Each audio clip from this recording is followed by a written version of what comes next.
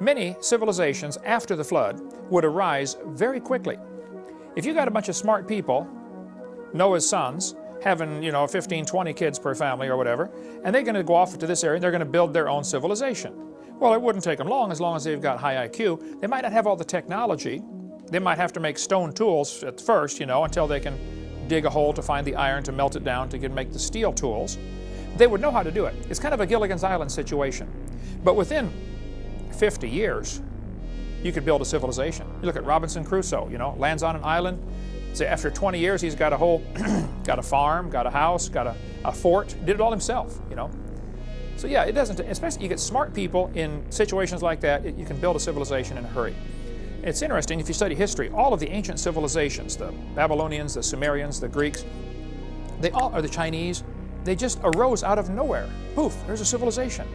There's no evidence of this stuff they teach in school, of them going from hunters and gatherers and grunts and groans, caveman stuff, becoming civilized and building cities. There's no evidence of that.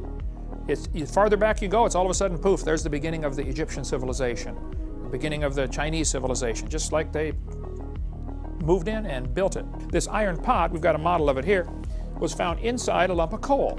This is a replica. You can get a replica from Carl Baugh. They're breaking open a lump of coal and there's an iron pot inside.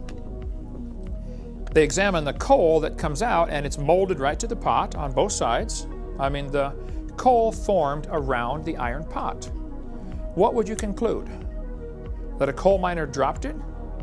No, because then the coal won't be conformed to the pot. I would conclude that they had iron and were making iron vessels before the flood. During the flood, they got buried in a forest of trees and squished and turned to coal, and of course it's not going to affect the iron any. How do you get an iron pot and a lump of coal? Ancient man must have been smart, not primitive. In Peru, they've got giant stone walls like the one in the picture here. These stone walls are phenomenal.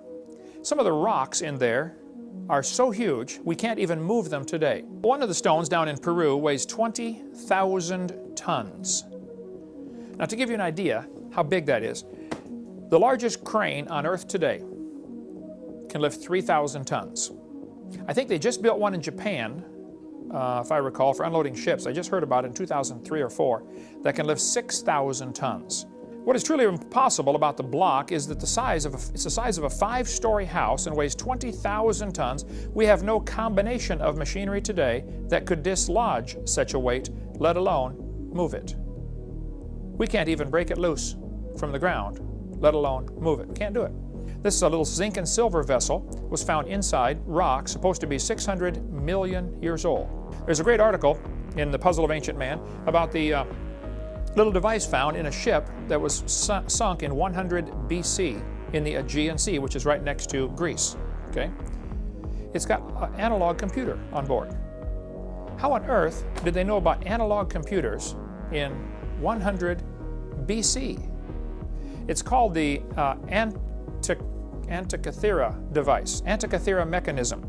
The History Channel in March of 2005 was amazing. It had a whole hour-long message about this Antikythera device found in Greece. They actually built a working model of it and said this thing, by turning the crank, would be able to predict where the planets would be or the sun would be. It'd be like an amazing computer for ships navigating. 100 BC. No, ancient man was not primitive.